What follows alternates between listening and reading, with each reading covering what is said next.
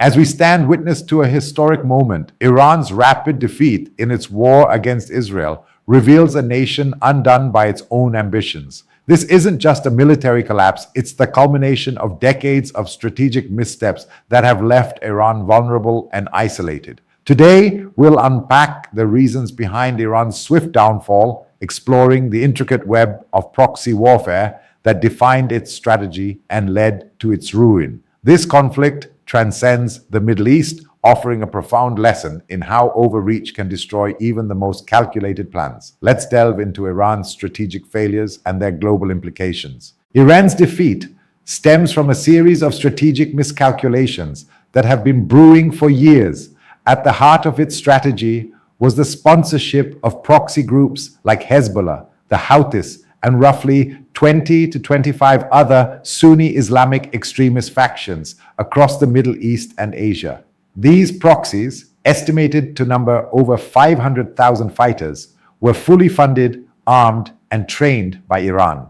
This wasn't confined to Arab nations. Iran extended its influence into India, particularly in Kashmir, where it funded and cultivated proxies to promote extremism through militia operations. Iran also employed similar tactics in Indian regions through media funding and other channels via countries like Turkey. You've likely seen how certain groups in India passionately support Iran, Hamas, and Hezbollah. These aren't independent actors. They're part of Iran's carefully orchestrated proxy networks. Initially, these groups targeted ISIS, but over time, their focus shifted to Jewish, Christian, Hindu, and even Sunni Muslim communities as Iran sought to position itself as the supreme leader of the Muslim world under Ali Khamenei's guidance. This ambition explains why Saudi Arabia's Mohammed bin Salman distanced himself from Wahhabism and Salafism. He refused to become another pawn in Khamenei's game. The reality is far more complex than simply labeling groups like Hezbollah or the Houthis. When the UAE and Saudi Arabia abandoned Wahhabism and Salafism, it was a direct rebuke to Iran's attempts to indirectly sponsor and control Islamic leadership, elevating Shia Islam above Sunni Islam. Khamenei orchestrated these proxy networks precisely to establish Shia dominance. Currently, Iran maintains about 20 direct proxy groups and roughly 100 indirect ones.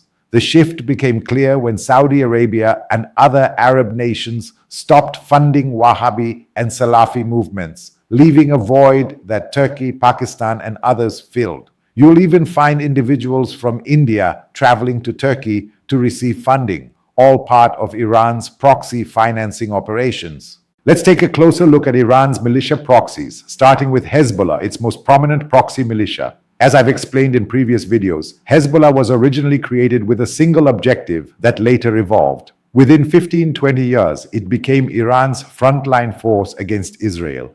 Iran supplied Hezbollah with massive weapons shipments, funding, training, and even tunneling equipment to fortify positions in Lebanon and Syria. According to the Wall Street Journal, Iran spent nearly $100 billion on Hezbollah, Houthis, and Hamas. When other Arab nations withdrew support from Hamas due to American pressure, Iran stepped in to fully back them. Iran provided Hezbollah with missiles capable of striking 200-400 kilometers, enabling attacks on Israel from Lebanon's border areas. These attacks killed civilians, including children, and forced Israel to evacuate roughly 60,000 people from northern Israel near the Lebanese and Syrian borders, including the Golan Heights. Hezbollah's militia dominated these regions completely. But when direct conflict erupted between Israel and Iran, these proxies proved utterly ineffective. This exposed Iran's greatest strategic failure. It invested everything in proxy warfare, only to find these groups powerless in a head-on confrontation. Iran's plan was to maintain multiple proxy fronts, Hezbollah in one sector, Houthis in another, Hamas elsewhere, plus about 12 Shia groups operating in Iraq on Iran's behalf. 6 months ago, America bombed these Iraqi groups and warned them against assisting Iran, prompting their silence. Hezbollah fell silent. The Houthis fell silent after being bombed into submission. Hamas was completely decimated.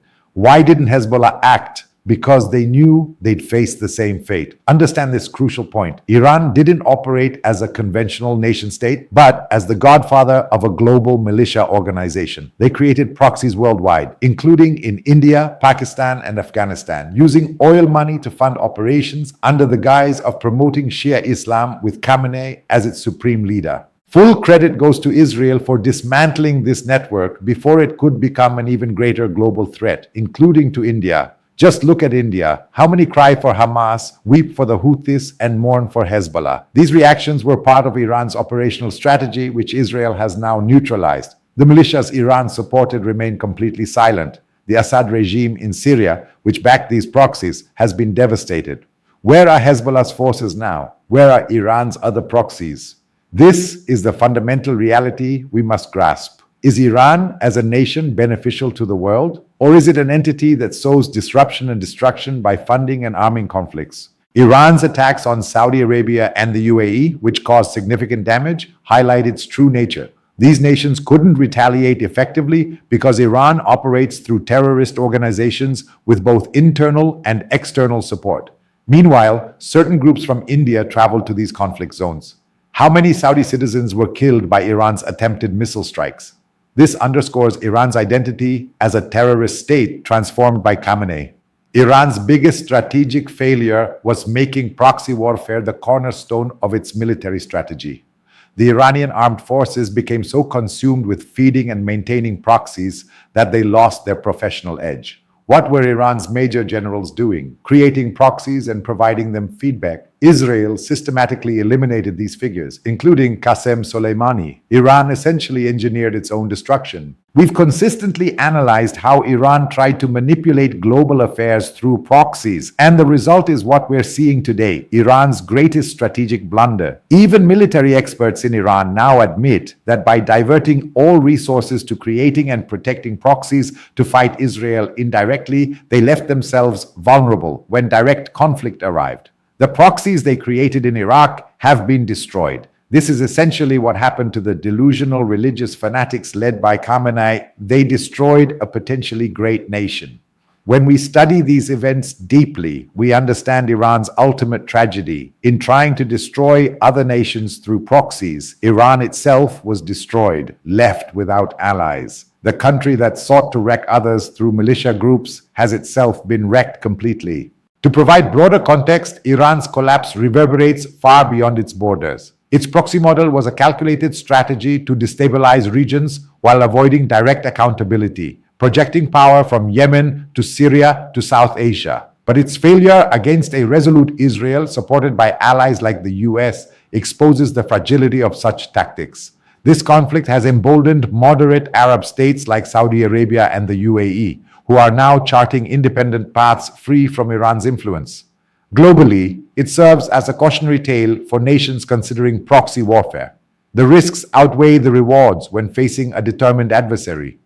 The dismantling of Iran's proxy network also disrupts its ability to fuel conflicts in places like Yemen, where the Houthis have wreaked havoc, or in Syria, where the Assad regime's survival depended on Iranian support. For Iranians, this is a moment of both tragedy and possibility. The regime's obsession with external power squandered Iran's vast oil wealth, which could have built a prosperous nation. Instead, funds were diverted to militias and weapons, leaving Iran's own defenses in disarray. As the regime crumbles, the international community must focus on supporting Iran's people in rebuilding a nation unburdened by ideological extremism. This could mark a new chapter, but it demands careful global engagement to prevent further instability. The human cost, families torn apart, communities destroyed, must not be overlooked as the world moves forward. In closing, Iran's defeat underscores the dangers of over-ambition. By staking everything on proxies, Iran left itself defenseless when the real fight arrived. The world now sees the consequences of a nation that chose destruction over progress. This story is far from finished, but one truth stands clear. Iran's vision of regional dominance lies in ruins, and its lessons will resonate for years. Stay tuned as we continue to explore these pivotal events.